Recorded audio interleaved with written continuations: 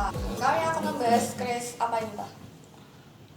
Keris yang Tangguh Pakubuwono ya. Ini keris Pakubuwono yang sepuh sama yang sampai yang muda sih. Jadi Pakubuwono 1 itu mulai Kartosuro ya, Kartosuro sampai Kartosuro. Sekitar 1500-an. Bukan, Itu 700 ya? 700. Iya. Yang mana nih? Kalau yang Pakubuwono. Oke. Yang ini dulu ya. Ini keris Pakubuwono 1 ya. Pakubuwono 1 itu beliau memimpin ya, jadi raja Mataram di Kartosuro. Jadi sudah pindah dari daerah Pleret Yogyakarta di Kartosuro itu di tahun 1704 sampai tahun 1719. Jadi beliau memimpin sekitar 15 tahunan lah sebelum beliau wafat. Gitu ya. Oke, ini salah satu keris yang diprediksi atau diestimasikan buatan era Mataram Kartosuro. Kartosuro itu daerah, kalau dari Semarang ini sebelum masuk ke kota Surakarta itu lewat Kartosuro, itu jaraknya sekitar 7 km dari kota Surakarta ya, atau keraton. Kartosuro itu yang mau ke arah, kalau lurus ke Solo ke kanan itu kan, ke kanan ke Jogja, Klaten, Jogja. Iya, daerah situ lah.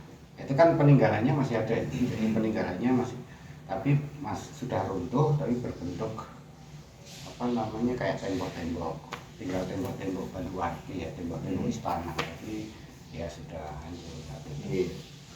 Gayaman, nah bedanya gayaman dengan ladrang, kan ada ladrang nih, ada yang bentuk ladrang bentuknya ini kan, yang lebih besar itu untuk acara-acara resmi.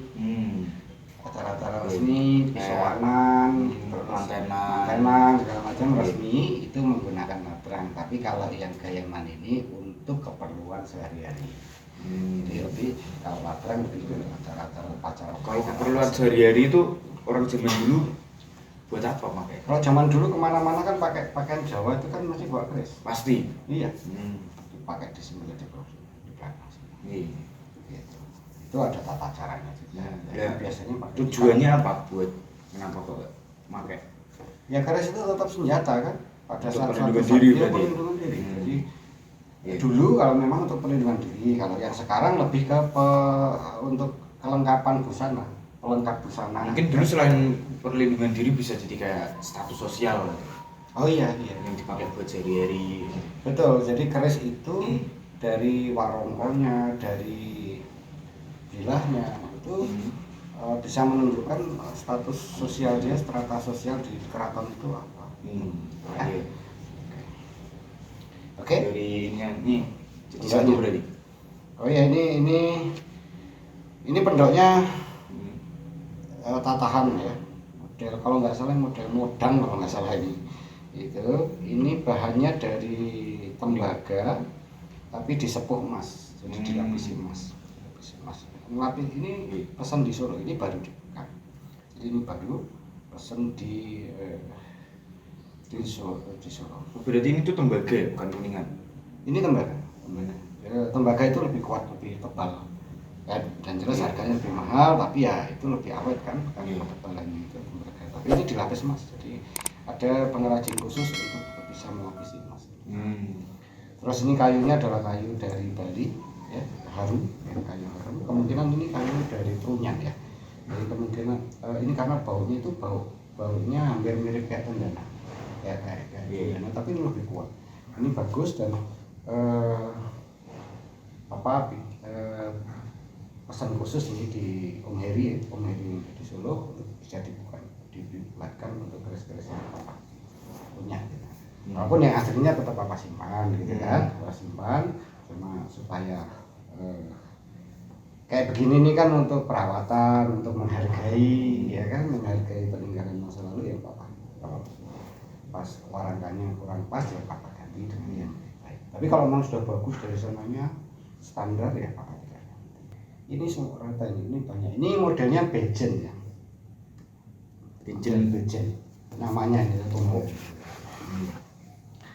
Itu kalau dari sana ini harum sekali. Jadi kayunya juga sangat harum. Jadi keharuman itu bahkan sampai nempel ke bilahnya keris. Nah, ininya orangnya. Coba. Apa di dalamnya? Yang Ini ya? Yang dalamnya. Udah bau soalnya. Kalau ini kan apa sudah ini tanpa plitur, jadi papa halusin gitu kan pakai amplas itu bisa sampai kayak begini sampling ya. Oke, kita mulai lihat dalamnya.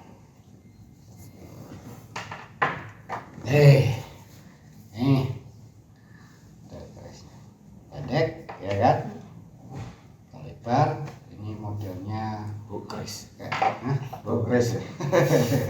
Ini apa namanya? Agak melengkung gini ya modelnya ya. Lihat. Kalau kita lihat kayak adik sama kakak lihat. Ini kan melengkung, tapi ini cenderung agak lurus ya kan. Tapi yang melengkung agak dalam itu atasnya, jadi melengkung agak menunduk begini kan. Nah, ini memang ada potongan. Dan itu ciri-ciri keris-keris di Kartosuro ya.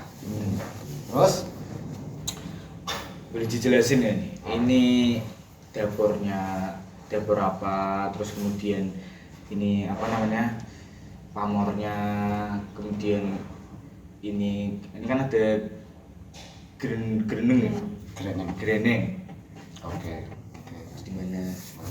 Ini kalau melihat dari ricikannya ini, kerisnya lurus, ada kembang kacangnya ini ada jenggot ini loh, ini ada geran-geran di ini ya kan, ini ada jenggot, ada ada apa namanya jalen satu, jalen itu yang menonjol maju ke depan di bawah kembang kacang ini. Terus ada lambe gajahnya satu, ada sogokan dua, sogokannya di sini, yang dua ini kan, terus ada pijetan, ada tikal alis. Terus di gonjonya ini ada greneng ya. Iya. Greneng yang di atasnya ini juga ada greneng, di rondo nunut ada di atasnya. Terus kerisnya lurus, itu namanya Sinom Robyong. Jadi dapurnya dapur Sinom Robyong. Apa kan? Sinom, kalau Sinom itu kalau bahasa Jawa ya, itu Sinom bahasa Jawa. Kalau bahasa Indonesianya kayak bulu-bulu halus yang ada di ini di dahi ini kan, ada bulu-bulu rambut, itu Sinom. Terus Robyong itu artinya dapur Sinom yang komplit. Robyong itu komplit lengkap gitu. Makanya ada tatahannya, ada jenggotnya, terus ada rondo nunutnya gitu. Ini komplit. Sinom Robyong. Terus dulu ini filosofi dibuat kerisnya ini tuh apa?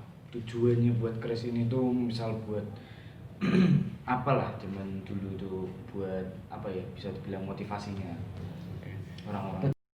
Tujuan untuk pembuatan ini yang kalau keris lurus itu sebenarnya lurus agar kita manusia selalu bertakwa kepada Tuhan. Jadi kita tuh tegak lurus untuk mengabdi pada Tuhan. Pada dasarnya orang hidup di dunia itu kan untuk mengabdi pada Tuhan.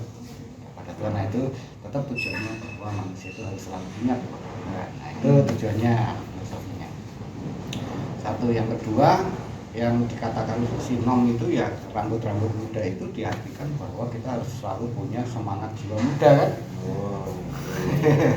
Semangat jiwa muda. Itu saja lah yang gampang ya.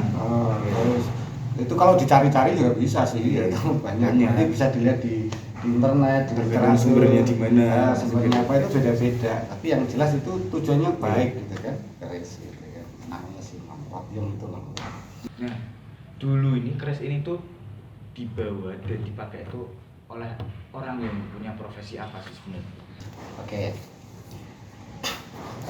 Kalau secara profesi gini, kita lihat ininya dulu ya, lihat dari materialnya dulu. Kalau materialnya ini kan pamornya tidak jelas gitu, tidak cemerlang, Tidak terlalu kelihatan. nah itu kan agak-agak kelem gitu, pamornya kelem.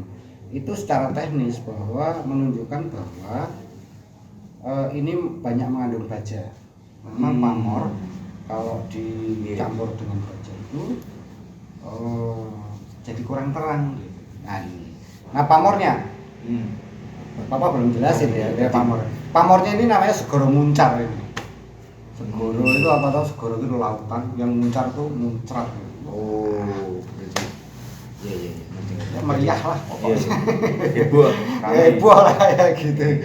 Ya jadi Sinom Robyong segoro muncar. Nah terus ini yang membuat ini sedikit berbeda dengan Sinom Robyong yang lain adalah gonjonya ini menyatu dengan bila. Gonjo ini menyatu, jadi menyatu ini, jadi tidak lepasan. Biasanya kan gonjonya ada yang lepas. Ini menyatu, jadi langsung diukir, langsung ini menyatu. Maksudnya apa? Saya nggak tahu juga. Gitu. Memang ada beberapa yang namanya ini disebut gonjo iras. Jadi gonjo iras itu gonjo yang memang menyambung pada bila. Itu. Nah terus itu satu yang istimewa. Dua itu ada rondonya, ada rondo nunut. Ini walaupun ini sudah aus ya karena usia tua ya. Ini ada rondo. Ada rondo nunutnya ini tadi. Nah, rondo nunut itu kalau di luar Jawa, misalnya di Sumatera, mungkin keris Bali itu sudah biasa ya. Tapi kalau yang keris-keris Jawa itu menunjukkan bahwa keris itu memang dibuat untuk keluarga kerajaan. Terus ini ada kinatahnya ini Panji Wilis. Panji Wilis itu yang ada di Gandhi yang di daerah Gandhi. Cuma ini nggak utuh ya, ini sudah protol ya. Oh, berarti tapi itu ini otentik ini. Ini mestinya penuh ya.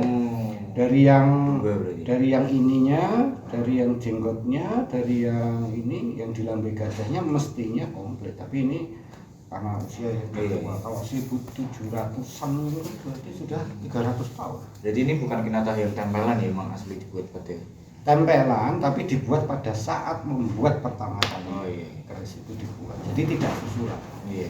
Apa biarin aja ini soalnya otentiknya begini. Dan ini asli emas murni ya, 100% kadangnya 99,9%. Itu ditempel. Perkiraan ini tuh dipakai buat keluarga kerajaan atau orang biasa? Kalau mereka begini dengan garap yang sangat bagus, dengan garap yang tajam-tajam di sisi-sisi ini dan cukup dalam lekuannya dan kinatahnya sangat detail, ini dibuat oleh empu-empu keraton. Nah, empu-empu keraton itu tidak sembarangan untuk membuat. Ya. Empu itu ada beberapa kelas menurut Bapak, ya kan? Ada yang empu pengrajin biasa, terus ada yang kelas panjak itu pembantu. Sudah bisa bikin keris lebih sudah gitu. Terus ada yang keris sudah empu keraton tapi masih biasa. Tapi ada yang empu supervisor, ada jajanan empu, ada kepala empu, itu ada. Jadi supervisornya. Nah ini yang Papa tahu bikinan dari empu-empu yang betul-betul keraton itu mempunyai ciri khas tertentu dan garapannya mesti bagus. Karena apa? Untuk mencapai level seperti itu akan dites, akan dilihat oleh kerajaan kemampuan garapnya kayak apa. Nah ini kalau melihat kelas garapan kayak gini untuk keraton apa terjadi. Nah bedanya pengrajin sama empu seperti juga pelukis itu kan ada yang level maestro, ada yang biasa aja, ya kan, ada yang masih belajaran. Kita semua bisa melukis, tapi laku nggak dijual kan enggak, kualitasnya betul enggak juga kan, dibanding dengan mungkin Avandi, dengan pelukis Basuki Abdullah, Koko segala macam, Dullah, itu kan maestro itu. Nah, pelukis itu ribuan, tapi yang dijadikan koleksi oleh istana waktu itu Pak Bung Karno, Presiden Soekarno, itu ya hanya yang maestro Indonesia. Jadi karyanya jelas bagus. Nah seperti juga keris, empu keris, jadi sama seniman kan. Nah dipilih pasti yang ampuh-ampuh. Nah hasilnya juga kualitasnya beda, lukisan orang biasa dengan lukisan maestro pelukis tentu beda. Harganya kan juga beda kan, bisa sampai miliaran. Avandi itu sampai miliaran harganya sekarang. Ya. Tapi ada yang 100.000 juga ada di pinggir jalan. Itu. Jadi memang kalau melihat garapnya, detailnya segala macam, ini garap keraton ya. Jadi keris itu pun ada kelasnya ya. Kalau zaman sekarang ada keris pusaka, ada keris ageman, ada keris manten ya, buat mantenan itu apa namanya? Yang dari yang kodian itu loh, yang sembarang kan ada juga, ya kan? Pertanyaannya zaman dulu apakah semuanya keris digarap dengan pakem yang terus? Pasti yang korden juga ada kan? nah kakak sama adik makanya jangan hanya memilih keris nantinya kan, lihat.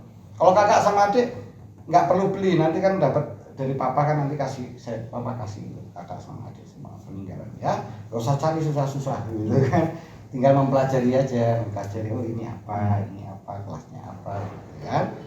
Ini yang papa yang pilihin itu betul-betul seleksi, jadi ini sudah seleksi yang menunjukkan itu garap-garap buku yang memang maestro ya.